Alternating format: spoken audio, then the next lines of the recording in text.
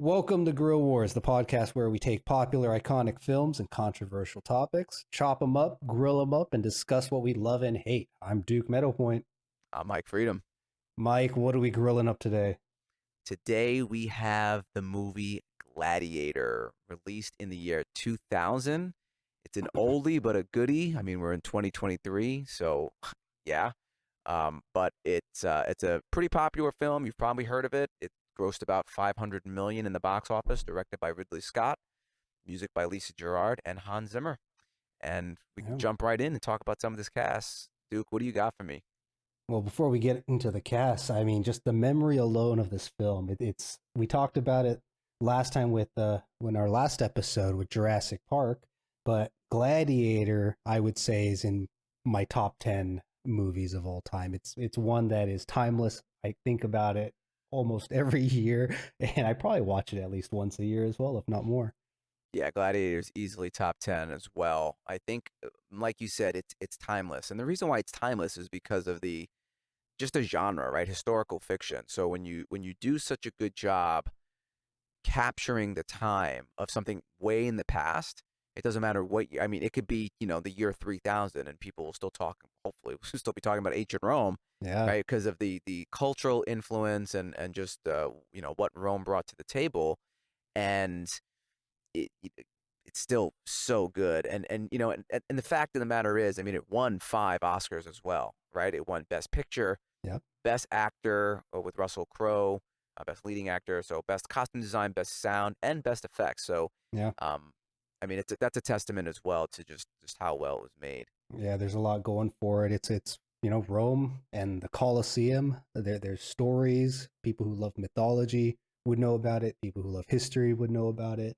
And just the fact that it's one of the great civilizations of our recent history. Right? It's hard not to think back and want to know more about it and the rise and fall of Rome.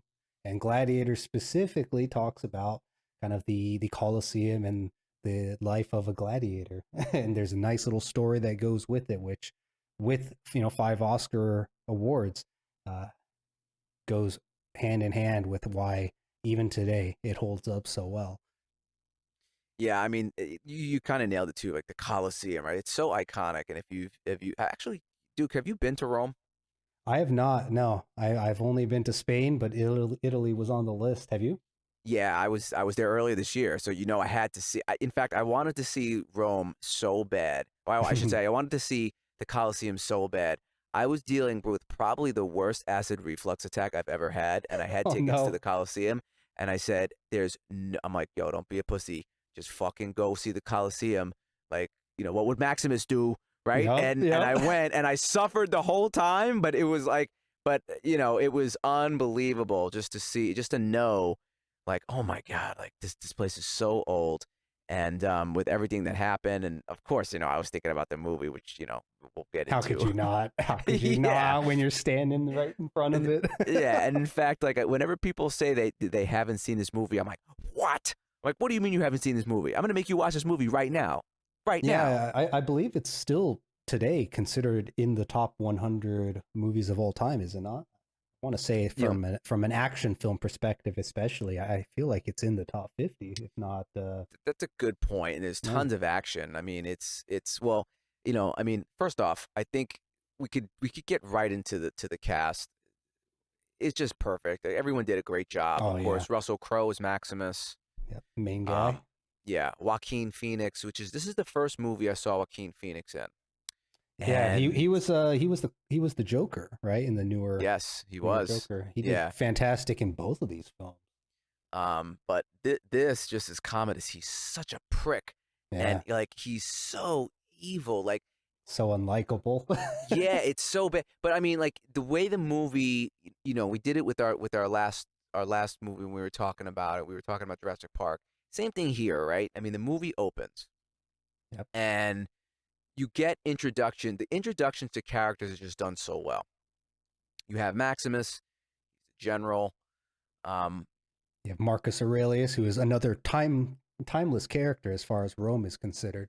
That's true. And actually a real Roman emperor. Like Right. when you go to Rome, you'll see his statues. Like you could see his statues. I believe it was in the Vatican that I saw it. And I was like, there he is. Yeah. There he is. Well regarded, the king of stoicism, played by Richard Harris, who did fantastic as like an old dying man with great wisdom. Just an old guy, right? Yeah. I mean, it's what it boiled down to, right? I mean, he said it many times. Oh, I'm dying, Maximus. You know what I mean? And funny trivia here, funny story. Like, not Richard Harris was also Dumbledore in the first 2 Harry Potter movies. Oh, and then he unfortunately died. Yeah, and then he unfortunately died. As soon as I saw the Harry Potter, I was like, hey, it's Marcus Aurelius. The guy sitting on the chair pointing. I was like, wait, yeah, that meme, that was me. Yeah. I was like, whoa. Yeah, right? that was definitely my favorite Dumbledore for sure. So Richard Harris did a fantastic job. He just really sold the old wisdom that character had. Yeah. So I mean, let's get into just like even just the opening, because the opening, I want to say the opening 15 minutes. I mean, you get a good portion of the characters, right? Maximus, the general. I mean, the brutality of war.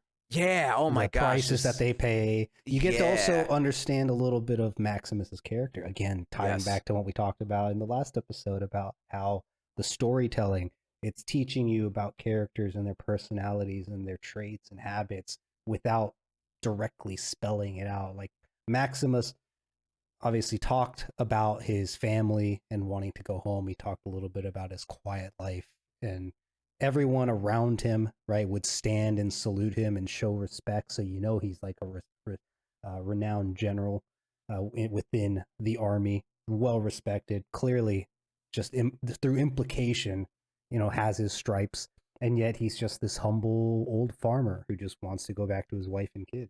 He's just a farmer, but yet at the same time, he's a fucking badass. Like, True. He's just, he opens up, he has the epic speech, and like you said, right, you see kind of how battles were done back then, right? You have the whole Roman army, they're lined up. You have archers, you have a dog running around, you have horses, you got Maximus is with cavalry, catapults, fire, rain, hell, and stuff like that. I'm like, whoa, it's crazy, right? They're battling these barbarians, which definitely reminds me of Civilization 6.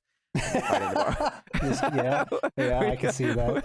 When you're fighting the barbarians, and then just the battle scene opens, and it's just sheer fucking chaos. Like, it's just chaos. Speaking of the fight scene, I feel like there's a certain touch to older like movies, like pre-2010 movies fight scenes. Like modern day fight scenes, there's a bunch of CGI mixed into it. They always do, quite a few cuts, right, to minimize the amount of stunts that have to happen. But in the 90s and early 2000s, they would show people getting knocked over, slammed. The cuts were less abrupt, so you get a better impact of what is going on in the total vision of the fight versus just moments of the fight. Like this one, it wasn't just focused on Maximus fighting the barbarians. There were scenes where a dude gets I forget, did he get cleaved off the horse, or did the horse get cleaved? And there's scenes where one of his buddies is going to get stabbed, and he comes in from the side and takes him out, right? So you get a bit of a wider shot. And then there's even scenes where Maximus bumps into his, I forget if it's the second in command. It was someone. I think we're about to say the same thing, where he almost kills the guy. He almost kills the guy, and then just slowly you just see this creeping smile, and they start laughing towards the end of the fight. Yeah. It's wild. The way it was shot was unbelievable. Not to mention, of course, I'm going to say the music. The music is unbelievable. In fact, I love that music for that scene is called The Battle, and Nice. I love it so much that it is my ringtone when I wake up in the morning. It's that. Ooh, that's a good one. Yeah. I mean, what else says, you better get the fuck up and go to fucking work, other than The Battle from Gladiator, right? Mhm. I mean, so you need something to really like get you going. It's that. So, and of course, I mean, that's why it probably won the Oscar Best Sound and Best Effects. I mean, for everything you just mentioned, right? I mean, just all of that. So, and the costumes. well, right, and Best Costume Design. I mean, it looks legitimate. It looks like Roman legionnaires.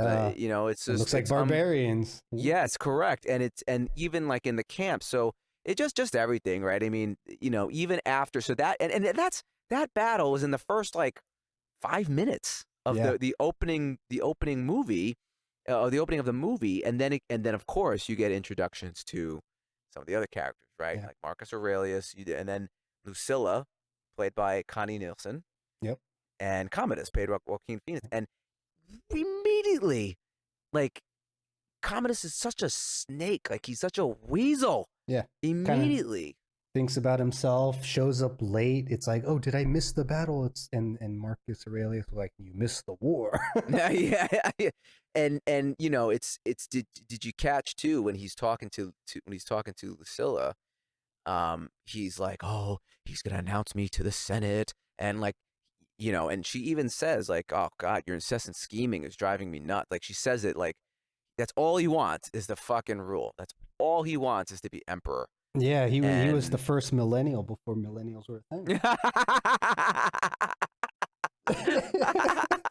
that's great. Our audience is gonna be mad at that. Oh, don't worry about it. I'm right on the cusp. We're all in this together, guys.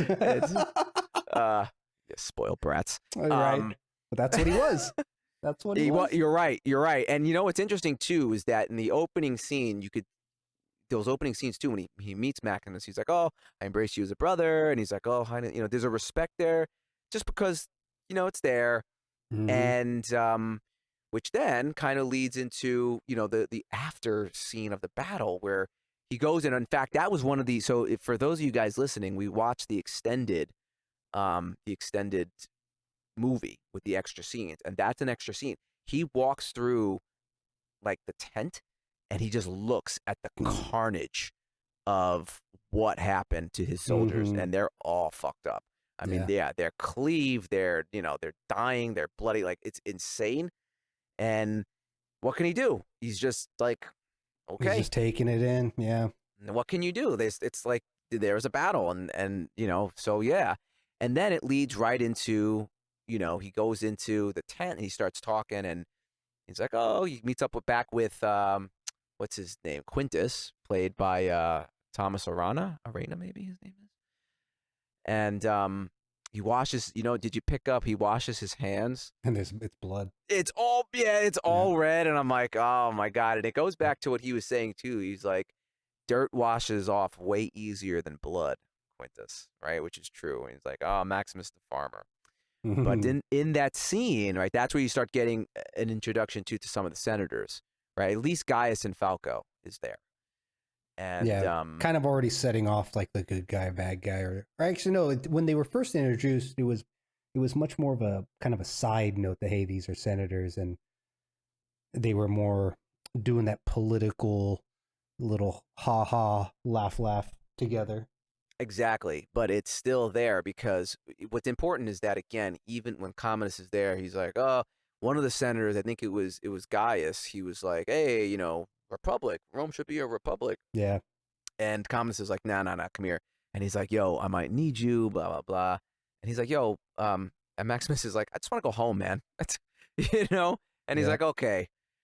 Well, it was also Commodus was making a bit more of a preemptive observation, right? Because he looked around and saw that people had respect for his father, Marcus. Yeah. And people had respect for Maximus being the great general of this fight, this war, these battles. And Commodus was just the spoiled prince who shows up when needed type of it, is the attitude I got. Mm-hmm. Yeah.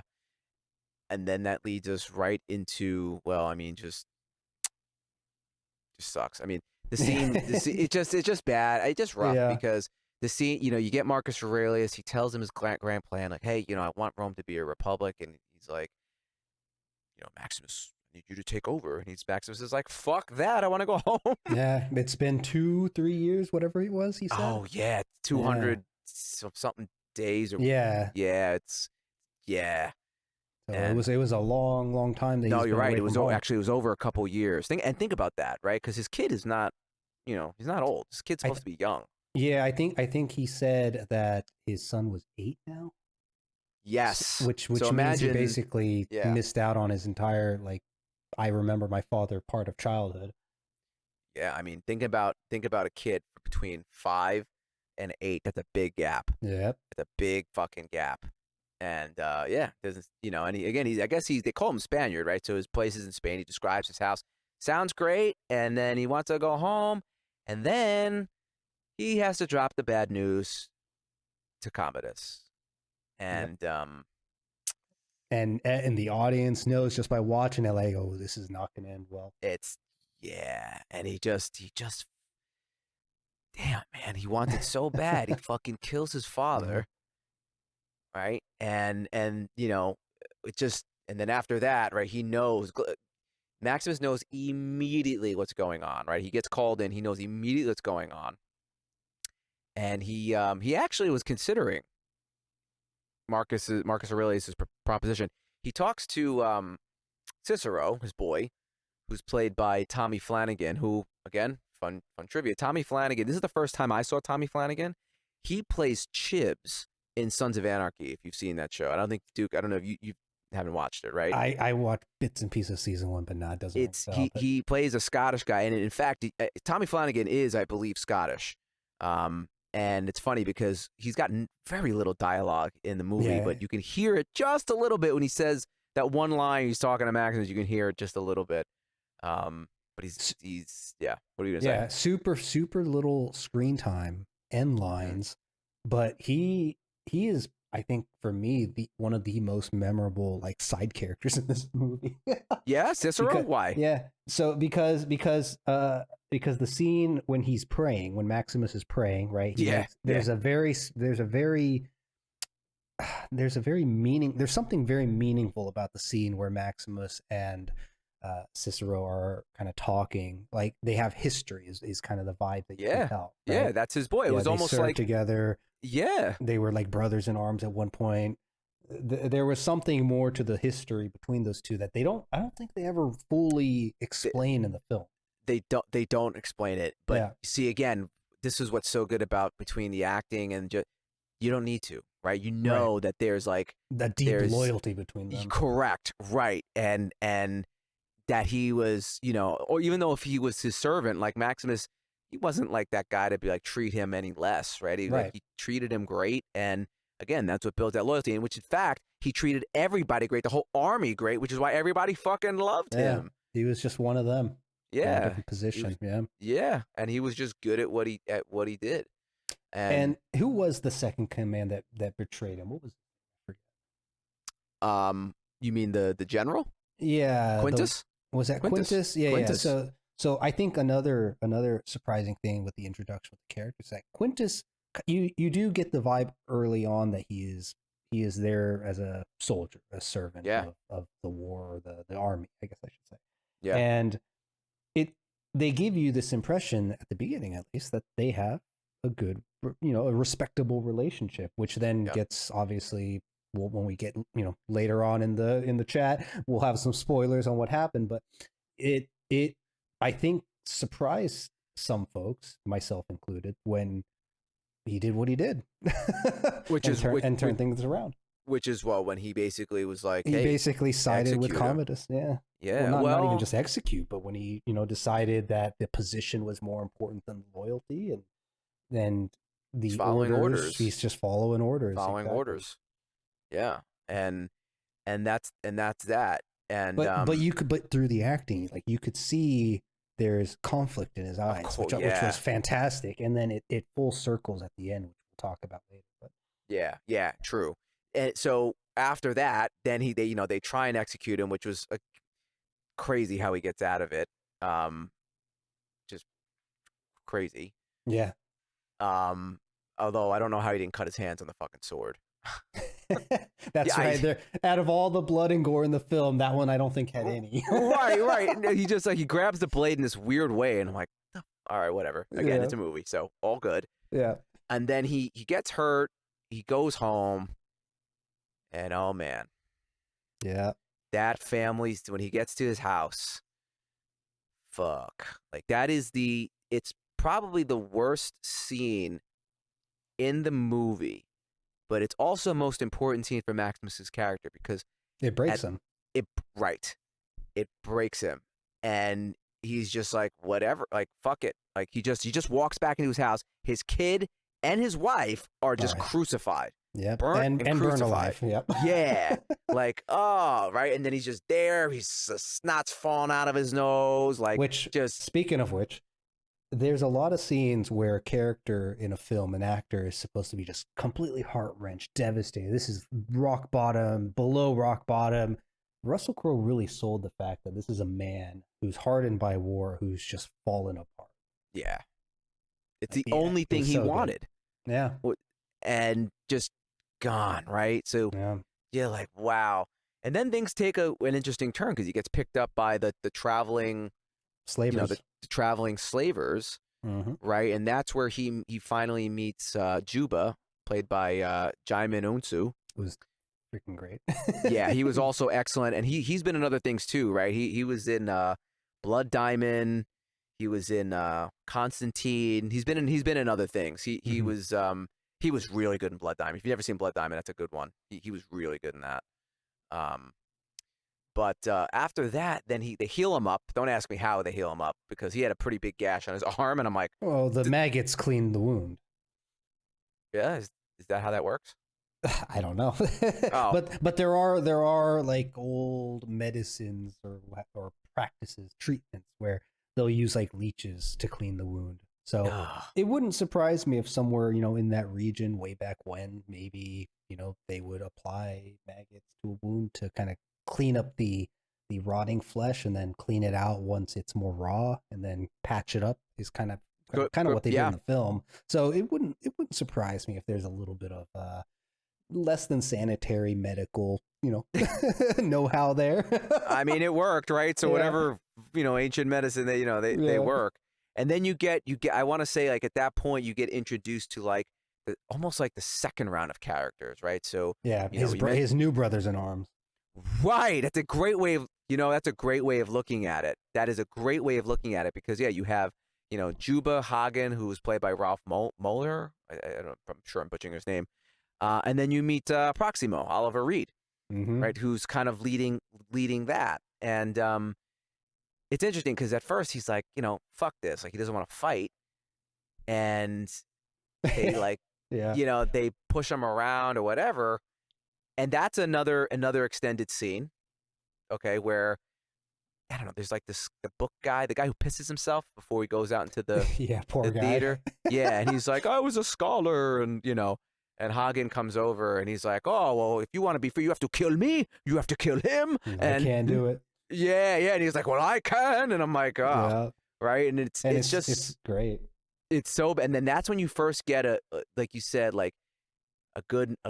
The scenes just go, right into all right, more brutality, right? Which I mean, I love, right? And their fight. I guess it was some kind of province somewhere in the Roman Empire, and I think it might have been Africa or something. It could have been. It was in that whole surrounding Mediterranean area. Yeah, but they never.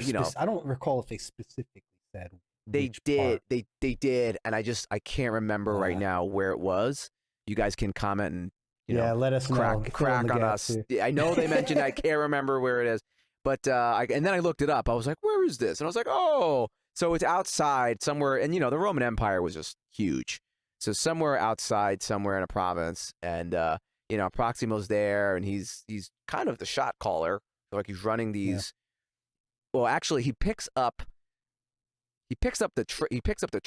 up first, then brings them back, and then he starts running these and then that's it. Like it's just immediately just fight to the death, and fight after fight after fight, which was also I think why it made it such a great action film is that there was just enough of a balance between action and dialogue, right?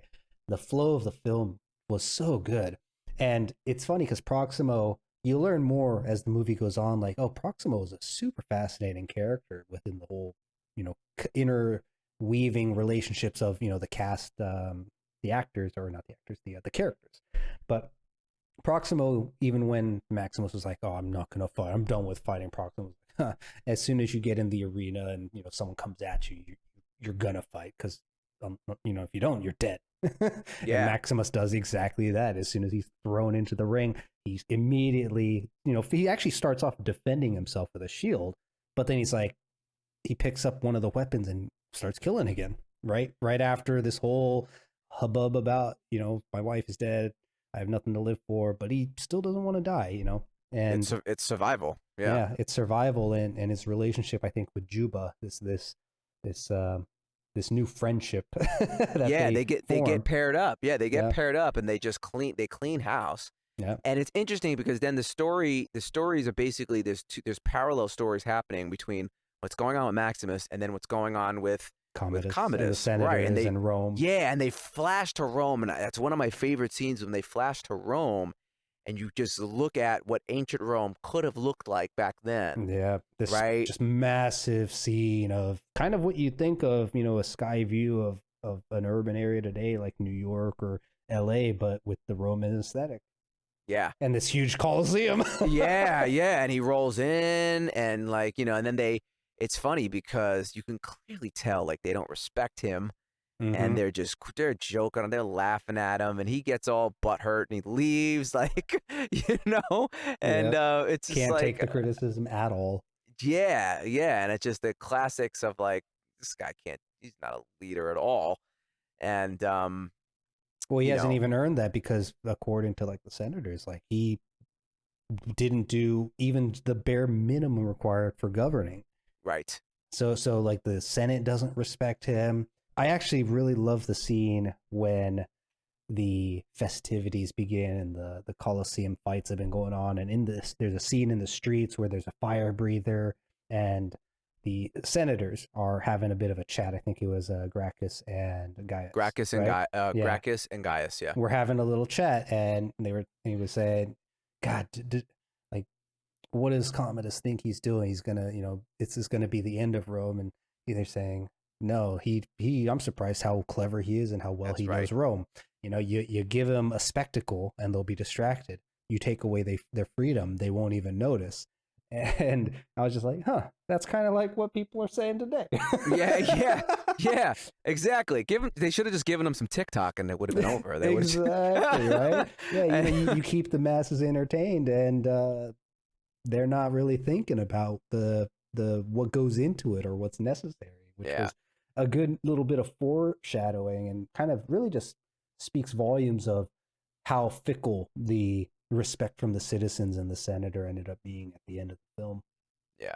And he sets up, they do, you're right, they set it up 150 days of games in the Colosseum. And it's that which is what causes when Maximus is, he has that epic scene, Proximus talking to him, he's like, oh, and this was another part of the extended scene. He goes, win the crowd, entertain, be an entertainer. Right? Yeah. And he goes in and he just has his way. This might have been maybe the second or third fight. He has his way with people in that small arena. And then he throws the sword and has that epic scene, like, are you not entertained? Like, so good. I was wondering when we were going to talk about that scene. Because is that your favorite scene? That is absolutely. Well, it's not I don't know if I'd say it's my favorite scene. I think my favorite scene is the fight with the chariots, that battle. Yeah. Which was really fucking good. But I think that is one of the more iconic lines from the film, right? In pop culture, is the arms outstretched, looking at the the spectators, whether they be the lowly citizens or the nobles or the merchants, and just like, are you not entertained? Yeah, so good. In fact, again, it was to your point, right? In pop culture, it's so epic. It's the opening line, or I would say the opening couple seconds of Jay-Z's "What More Can I Say" off his Black album. He funny. Opens up with that scene. You hear it, and and then he goes into the song. But yeah, I mean, it just proves exactly what you're saying correct. Right? It was such a great line though, because like within that one sentence, it's like, hey, are you not entertained at the expense of us others? Yeah. There's so much meaning and weight behind those words, and you put context from the scene into it. It's just like, it's heavy. Yeah. It's just that why you are here. Oh, it's so good. Yeah. Yeah, and then that was it. Like at that point, like I think Proximo knew he had something special, right? This isn't just a normal, fighter. And well, he already kind of understood a little bit, because he was watching Maximus, through the training, how he refused to fight, but he Mm, carried himself. He he clearly had some kind of an experience or trauma, right? So Proximo, as we learn as the film goes on, it's like Proximo was once a gladiator himself, right. and he, Right. and funny enough, got pardoned essentially by Marcus Aurelius, Right. Yeah. right? So he's like Yeah. this little nugget of information. It's like he understands, or he's probably the one that understands Maximus's position the most. Where it's like, hey, I am here as like a slave to fight, and the only way to win my freedom, as all good slave gladiators know, is to become the one victor. Yeah. Yeah. And that's what he says, like win the crowd, win your freedom. And he tells Yeah. Maximus, and he's like, "Oh, I want to stand in front of the emperor." So you're like, "Oh, it's going down." And then they go to Rome, and it's interesting because when they arrive in Rome, you realize that Maximus had never been in Rome. No. He Yeah. had never been in Rome. Marcus Aurelius says that to him in the tent when they're talking, and then when they see the Colosseum, Juba's like, "Have you seen anything like this?" Like I didn't Yeah. like, oh I my, didn't and know they're just man could make such yeah, spectacles. and they're just dumbfounded at it. 'Cause, And to be fair, it's massive. The way they depict it in the film just makes it look like you're an ant looking at the pyramids. yeah. Well, you got to, the other thing is like the things that they did with the Coliseum is crazy. You go, if you can go on a tour when you're there. For anyone listening, I highly suggest you do that because it's worth it. You go in and you could skip the line and you get a little bit of the history too. They did some crazy shit. Like the shit that they do, like that you see later on in the movie, is absolutely true with the animals. They used to like fill it up with water and stuff. No Like it way. was, yeah, oh yeah, it was crazy what they did there with that. So it was pretty wild. But yeah, so they arrive and then that's it. And that scene, that's your favorite scene is I believe it's the first battle because they get brought in and almost to get slaughtered. Right? Well, That no, was no, that was the intention. They clearly right. say it in the prologue leading to the fight happening that these are the barbarians, and the story that they're trying to replay is that we killed them all. Right. Right. And so your favorite scene came, I got to say it's a really good scene too again, and they revisit the battle music Yeah. and and again, this is where It's when Maximus Maximus takes charge once again, Yes, brings his he took the brothers. words out of my mouth. This is where he shines, right? He Yeah. just shines. He's like, anyone been in the army fine? He like, and you could, and it was interesting too, is like, at first, Hagen is like, whatever. And it doesn't matter, right? Mm-hmm. He's there to keep everyone alive. He does what leaders do. And Apes together strong, man. yeah, right? And he even saves Hagen at some point. He saves him and they survive and they just murder the, Yeah. It was a big the, upset. yeah. And to the point where even like, Commodus is like, what the fuck? Aren't they supposed to get married? And he's Yeah. like, oh, you could tell. The That's guy's like, oh my yeah. God, I'm sorry. He's like, no, it's all good. I want to meet him. And then Yeah. right? And it's like, oh yeah, here we go. Right? Here we go. Funny little tidbit about that whole like interaction too is that so Maximus he takes one of the helmets and wears it. I Mhm. forgot how little of an appearance that helmet made. I for some reason in my head going back to the film, I was like, oh yeah, this is the helmet he picks out when he's the gladiator, and wore it until the reveal when they finally met Commodus and Maximus again. But no, it was really there just for the one fight in It's the just for arena. that one fight, but Yeah. he takes the armor that Proximo gives him with the horses on it Yep. and addresses it later because he's before that scene that we're talking about, he meets Lucius, Lucilla's son, and he's having a chat with him, and just kind of being, not he's being a cool guy, just talking to this kid, probably because he reminds him of his son. There's a scene where, again, with that scene where where Lucius is talking to him and he's referring to the horses. I always interpreted this as when he names the horses Argento and Scotto or something like that. I Right. always thought that was his family, and I looked it up, and apparently it's not. But that's the way I interpret it. Just the way Russell Crowe portrayed that comment and his look on his face. The vibe was there. It was because Right? I think what it was is it ties into him kind of reminiscing the life he had and keeping something close to his chest. But so I can see that that take. Yeah. Yeah. Now, so that's how I interpreted it. And then you're right, but he keeps that. I think he keeps that armor. He keeps that armor for the rest of I think film. so.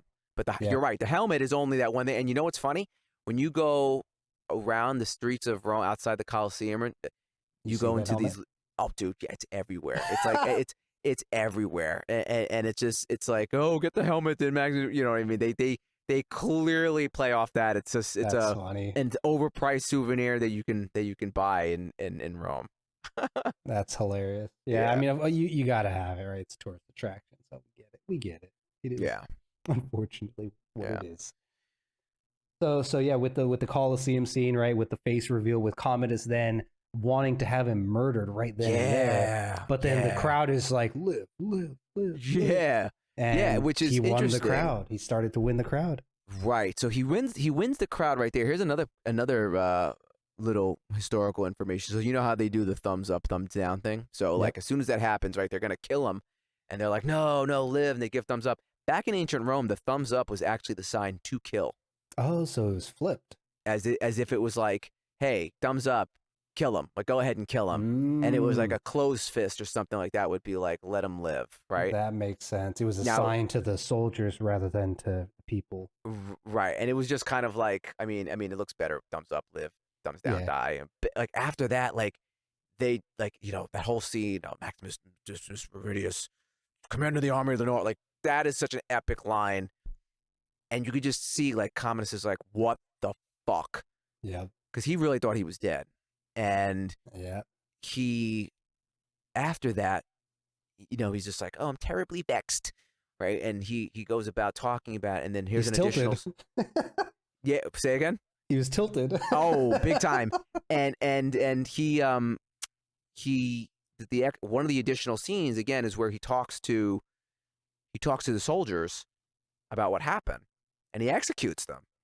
Yeah, so For that was an extra scene. that was an extra scene. Okay. That was an extra scene, and I think that might have been where Quintus is like, I'm a soldier, I follow orders, Exactly. and so you get, and again, I don't know why they would cut that out of the movie. It adds tremendously to the movie. It adds, It defines his character, but I could understand, his character really wasn't that important. All we had to really know in the original cut was he betrayed Maximus. no, yeah, but meaning, And at okay, the fine, end, he found Jesus. yeah, yeah. Well, but you're fine. You're correct about Quintus, but like, still, it still adds to Oh, yeah, Commodus's like just villainy. You know what I mean? Of yeah. just And his cowardice, too, when he flinches when the arrow strikes the bodies. yeah, and like of course, he doesn't do anything himself. He doesn't do anything himself, That's right? true. He won't dirty his hands. He's above Yeah. that. And then that's it. And then from there, it's just him trying to kind of one up Maximus, and he doesn't have any success. He brings in that other gladiator guy, which is another great scene, and Yeah, the retired champion he brought back or something like that. yep, and that fucks up that guy, and that's where you have the really cool scenes with the tigers and stuff like that. Again, things that like actually happen in the Colosseum, right? Yeah. Animals and stuff. And at the same time, right, you start understanding that like Lucilla's kind of fed up with his shit. Like, like she entertains them, their brother and sister, yeah, but like things start getting weird. Like, Well, yeah, that's what it was. Is that like she tolerated him because her father was always there to, be the line in the sand between them. But she had a kid who was near Commodus, and she explains, I think, multiple times in the film. I actually don't like her character very much, but but okay. she explains multiple times that I am doing this because I am terrified of him. I'm doing it. It's all for my son. She would basically kill her father if it meant her son was safe. Is the vibe I would get from her. Mm-hmm. But yeah, with Commodus, being close to Lucius. Yeah. Lucius. Yeah, Lucius, and being the cool uncle who rules Rome, basically. Yeah. It's like I think she'd run away in a heartbeat if she got to keep her privileges and keep her kids safe. But No, of course. Well, obviously, there's another additional scene where she's talking to Guy. No, she's talking to Gracchus, yeah. and I don't know if Gaius was there or not, but definitely Gracchus. And she's like, he has to die.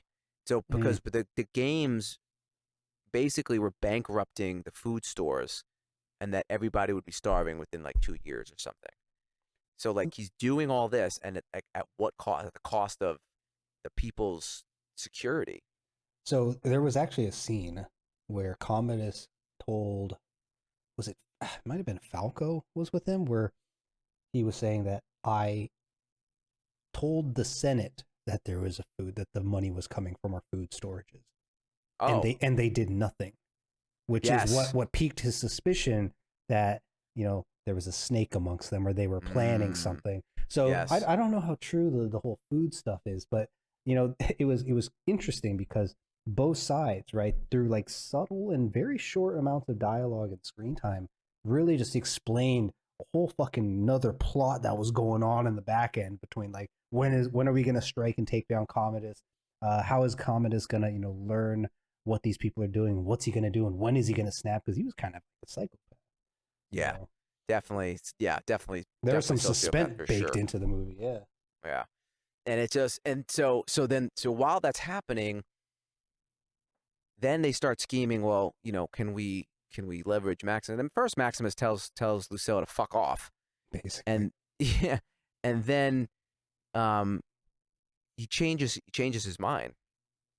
He changes his mind after he finds Cicero again, Yeah, and is and based. learns that the army has his back, basically, Yeah, right, and they're exactly. not they're not terribly far. Right, they're in Ostia or something again, which is another ancient Roman city not far away. Yep. And he tries to set up this scheme. Uprising, It's basically. yeah, Yeah, a a coup. coup, and and just all right, let's bring. I'm gonna go get the army. We'll bring him Yeah. in. We'll kill Commodus, and then I'm just gonna leave. Just gonna chill out because this is Yep. what Marcus Aurelius wanted, and that's all he wanted was the vengeance on for his family. Basically. But unfortunately, it doesn't play out that way. No, unfortunately, Commodus arrests a bunch of people, gets his sister to spill the beans after being going complete Yeah, psycho mode and freaking yeah. even me out. Like, oh god, he's gonna slowly kill her son right in front of her. Not to mention too, he wants the fucker, which is really Oh weird. yeah, That's what I yeah. mean. Things are getting weird, and this was way before Game of Thrones, right? He This was wants back that in pure bloodline. yeah, this was back in 2000. So I remember watching this movie, going, oh, like oh, Yeah. Now I'm so desensitized to it after seeing Jaime Lannister and Cersei Lannister bone time and time again. Honestly, I think this one was a bit. It was a bit more. What's the word I'm looking for? Unnerving than Game of Thrones. Like Game of Thrones, it was very Well, I'll tell you why. Game of Thrones, as weird as it was consensual on both ends. Where sure. here, you clearly can tell she wants nothing to do with it, Nope. and But there then was a like suspense because they would always push the line just a little bit each time it progressed, but they never tipped it. They never tipped over into doing anything. It was always implied that hey, if this keeps up, eventually we're reaching that point. But the movie doesn't. People many things don't reach that point. right, and then again that scene. So it gets to that point where he basically is like, yeah, you'll give me an heir of pure blood. And I'm like, ugh. Right, and that epic Mm-hmm. line, like, "Am I not merciful?" Like, I love that line. Like, Oh it's yeah. such a classic villain line. He's so good. Joaquin Phoenix is so good in this movie. And then that leads to just the ultimate, like the end scene where he actually is gonna just, all right, I'll fight him in the Coliseum, right? Like, Yeah, for the first time actually do something himself. But back to his character, the fact that he basically stabs him. yeah, I don't know exactly where, but it was like a fatal or fatal enough over the course of a fight. yeah, But he basically greatly handicaps. I mean, hell, in that final fight scene, Maximus is fighting with one hand. If you look carefully, like yeah. his other arm is, what's the word? He's fucked up. Yeah, He's fucked up, and like I think I think it's meant to stab him again. He literally stabs him in the back, right? And with a deep enough blade, yeah, you could puncture, lungs. I mean, I'm not a doctor, right? But you could do do some damage, Mm-hmm. and you can even see you could see in the fight scene that Maximus is bleeding. Like in certain shots, he's bleeding out. Yeah, a So lot. you can actually see that, yeah. And still, he still whoops his ass. It's so Yeah. satisfying. And it's actually I love the ending because the crowd finally goes quiet, Mm, right? I good don't know. observation. Yeah. The crowd as the fight goes on, initially they start, it's like, oh, it's going to be another great spectacle and who knows how this is going to go, but very quickly into that ending scene, the crowd begins to silence, and by the end, they're not talking or cheering or anything. Yeah. Yeah, which is just it's it's in the background and it's super subtle, but it had so much impact because even the music gets really quiet during those That's yeah, scenes. he stabs him in the throat, which is like Slowly too. yeah, fitting way, man. It's just like, Uh-huh. yeah, just die, you fuck. Yeah. And like, yeah, he just drops, and you're right. You're right. The crowd is. It's like you can hear a pin drop in the Coliseum. And actually I didn't notice this when I watched it the first time, but when I don't remember if it was when the fight ends or when they start carrying Maximus out, the crowd actually all motions simultaneously, which I could only imagine is like some kind of a show of respect or like a salute. Like they put their hand up to their face or their chest. Oh, Like really? all of them do this. Yeah. So if you haven't seen Gladiator in a long time and don't know what I'm talking about, go check out that final scene again. The crowd not only goes silent, but they actually gesture some sort of a respect to Maximus as he's probably when he's getting carried out. So that was interesting because she says, he was a soldier of Rome, honor Yeah. him, right? And Yeah. that makes sense. That makes a lot of sense now, Yeah. and Yeah. then And now that the threat is gone, she steps up. right, Now that guess Rome's going to be a republic again, right? Because yeah, he reinstates Gracchus, and he's like, this is what Marcus Aurelius wanted, and again, it's such a some people like movies that have ambiguous. I personally don't like. I like when there's a closure. clearly defined end. Yeah, closure, call it whatever you want, but it's a Yeah. clearly defined ending, and there's definitely a clearly defined ending here, right? And it's almost like a happy ending because then you see Maximus, and he's with his kids in the afterlife, his family in the afterlife. Which, fun fact, is it was completely foreshadowed at the beginning and the middle of the movie with almost the exact same scene with him walking through the tall Yeah, grass up to his house and just like this memory. Like at the beginning, it was the memory of home. And then I think towards the middle, it was the destruction of his home, which is what broke him. And then at the end, and after some dialogue through, I think, Proximo or uh, Juba, is basically going home. So it was a very nice touch to the finish it's a of the good film. it's a good observation. Yeah, And then the sad, movie. but Yes and no. I mean, if afterlife, he gets what he wants, right? He gets yeah. his vengeance, and then he gets to spend his time with his family, eternity, right? I guess, and then Hmm. it ends up. Oh, here's something else too. Before did you know a little piece of information? Did you know that Proximo, what's his name, Oliver Reed? Did you know he died before the movie finished? I No, forgot to mention this earlier. So the damn. scene where they're like getting ready to escape. Yeah, right. Sure. He's not. He wasn't alive. So that final scene where he's about to, kind of make his last stand. Oh wait, no, they just walked into his room and stabbed him in the back, right? Right. That whole scene where they're at his place and they're trying Yeah, to escape, and he had already died. that's That was crazy. it. Yeah. Wow. Right. I never knew that. I tell you right now, I never knew that until I want to say maybe within the last like couple years, and I was like, he was dead, and they transposed him, Huh. and they did a great job of it. Yeah. And I was like, "Oh my god, this is just so well done." But yeah, he had passed at that point, That is which is crazy. what's Actually, crazy. well, that's wild. Yeah, I had no idea.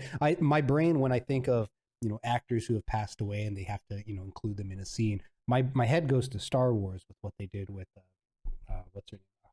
Blanking on it. Um, Leia's actress. Oh my Anyways, god. yeah, right. Oh my It's late. god. It's late, you guys. Anyways, Oh my god. but my head Carrie goes to Fisher. Carrie yeah, Fisher. thank There you. was no way I was gonna not. Oh god, I'm such a Yeah, bad with Star Carrie Wars fan. Fisher. I know. It's late. It's late on a Friday evening, guys. But yeah, I think about what they did with her with all the CGI and but yeah, now that you mentioned that scene, Think about it. That was the year 2000. I mean, it's not like not special terribly effects far were great, offshore. but I mean, they did a good job, and you couldn't really No, tell. you couldn't tell. I never would have even considered. Yeah. Which, speaking of which, and maybe as we get close to wrapping things up here, the whole, I guess, would you call it the production or the construction of the film from beginning to end, including those deleted, no, not deleted, extended scenes. Man, it just flowed so well, Yeah. and to the point where like an actor not being alive for a part of the scene or for the extended scenes being edited in, like I was struggling to recognize like which scenes have I not seen before, because this Yeah. I think is my first time watching the extended version, and I before we started recording was like, hey, was this an extended scene? No, that was already in there. I'm like, well, shoot, I don't know anymore. Yeah. Yeah. It's it was very interest. It was very like it's one of those movies where, again, this is obviously why we're making the content on it. Like if it's on, I could just sit down and watch from wherever it is, and I'm just going to be captured because you're right. Mhm. Everything flows right into the next, and everything is relevant, and then it wraps up so well, and it finishes off with Juba, and he's just like, "I'll see you again," and you have that play out with the music, the epic music. Yeah, yeah, the music really just grounds the experience. So, It was but yeah, fantastic. I mean, yeah, just such a good movie overall. Some definitely on one of my favorites. I'll continue to watch this from time and time again, like around holidays or whatever. I have it on 4K, so it's one of my favorites if I actually have a hard copy of it. And you guys let us know what you think. Right? What were some of your favorite parts? What did we miss? Are there other things that we didn't call out? Leave us a comment. Let us know. Yeah, whether you've watched Gladiator recently or once upon a time, what scene do you remember? So yeah, And so with that, I mean, we'll wrap it up. If you're here with us this long, thank you for listening. yep, and don't forget to hit those buttons, like, subscribe, keep up on when we post our next one, and if you have recommendations, suggestions on what you might like to see next and what we cook up, put it down below. Let us know. And with that, I'm Duke Meadowpoint. I'm Mike Freedom. We'll see you next time. Peace, peace.